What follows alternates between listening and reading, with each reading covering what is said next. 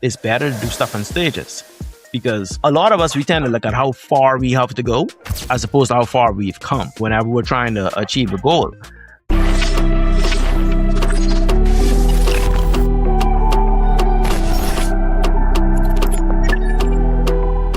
Now, speaking of milestones, in your book, you break down emergency funds into stages. Why is that better than just telling them to save 3 to 6 months of expenses?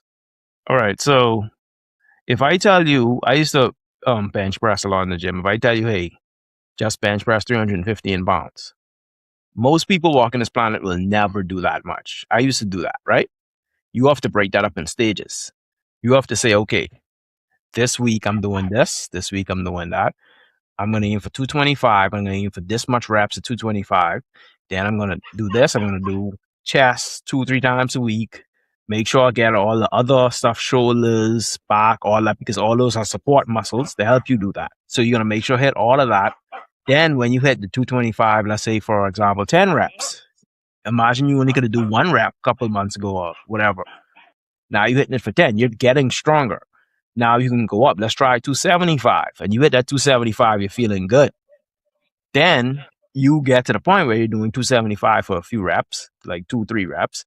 Then you feel ballsy enough. All right, let's try the 315. And when you do that once, but that was steps. You don't just wake up and do that. That was like a process which you have to take. So that's why I like to break things up in stages. And I like to use like analogies like exercising and stuff like that, lifting weights, because that's something a lot of people could understand. It's better to do stuff in stages, because a lot of us, we tend to look at how far we have to go as opposed to how far we've come whenever we're trying to achieve a goal. But if you say, okay, like, I don't know if you ever run like a K or... I did. You see like how they love like, oh, K, 2K, 3K. It's like to keep you going. Yeah. You know? Now imagine if they had the thing say, okay, 4K to go, 3K to go, 2K to go. You're not going to feel energized until you see like 1K to go, right? But if there's like, all right, you've done 1K so far, 2K so far, that would feel like you accomplished something. You feel more energized. It's a psychological thing.